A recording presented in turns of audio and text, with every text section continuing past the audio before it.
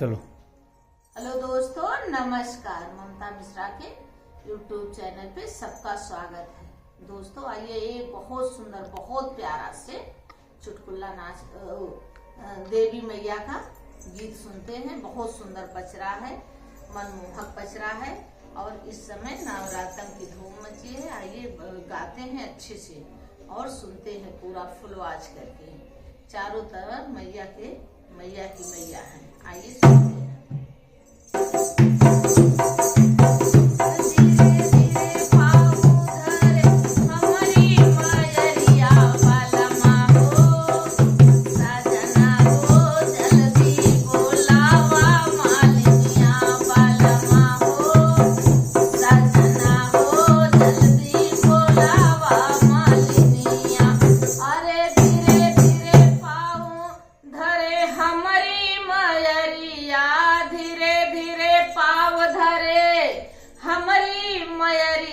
बलमा हो सजना हो जल्दी बोलावा मालिनिया। बलमा हो जल्दी बोलावा मालिनिया। सजना हो जल्दी बोलावा मालिनिया। हारे ओ फूल पिया बहुत मगाई। हारे ओ फूल पिया बहुत मगाई।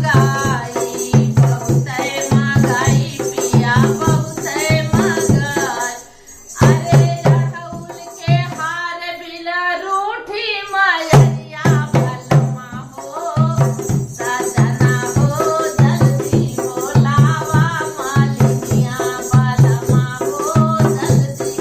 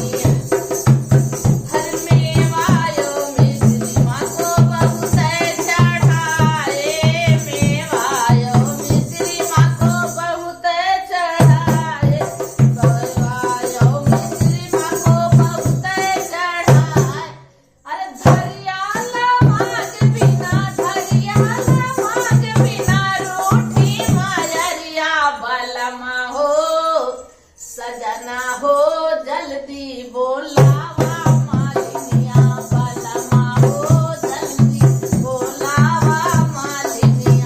सजना हो जल्दी बोलावा मालिनिया। धीरे धीरे पाँव धरे हमारी मैया। धीरे धीरे पाँव धरे हमारी मैया। बलमा हो सजना हो जल्दी बोलावा मालिनिया। बलमा हो जल्दी बोलावा मालिनी। अम्मा कहते पिया खूब मंगाए। अम्मा कहते पिया खूब मंगाए। निमिया के गाछ बिना रूठी मयरिया। निमिया के गाछ बिना रूठी मयरिया। बलमा हो सजना हो जल्दी बोलावा मालिनिया। बलमा हो जल्दी बोलावा मालिनी। सजना हो जल्दी बोलावा मालिनिया। अरे धीरे धीरे पाँव धरे हमारी मैया।